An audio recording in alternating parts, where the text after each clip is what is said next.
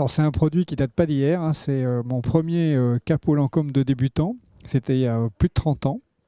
Et rétrospectivement, il était extrêmement sustainable, hein, puisque c'était un produit qui était fait sans carottes, sans déchets et en bi-injection, donc aucun décor. Donc il était hyper sustainable, monomatériaux. Et donc c'est un bon souvenir rétrospectivement, puisque c'était mon premier lancement. J'étais très ému quand les moules sont sortis, quand les pièces sont sorties du moule. Et aujourd'hui, je mesure à quel point il était hyper sustainable.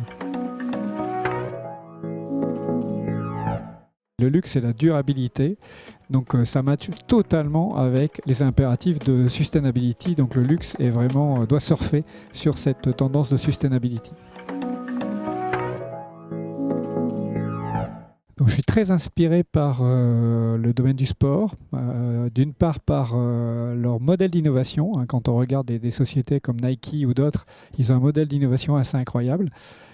Je pense que le packaging de demain, c'est beaucoup de travaux au niveau de la science des matériaux. Et dans le sport, on voit qu'il y a une innovation au niveau des matériaux et en termes d'expérience, de user experience. Et là aussi, je trouve que le monde du sport est hyper inspirant et très proche de nos marques. Pour prôner le design d'expérience, il y a un packaging de mon enfance qui reste une énigme pour moi, c'est l'emballage des sucettes Chupa Chup. Parce que j'ai jamais réussi à comprendre comment on ouvrait ce truc-là. C'est super difficile et en fait, ça devient addictif d'essayer de l'ouvrir. Donc ça reste une énigme.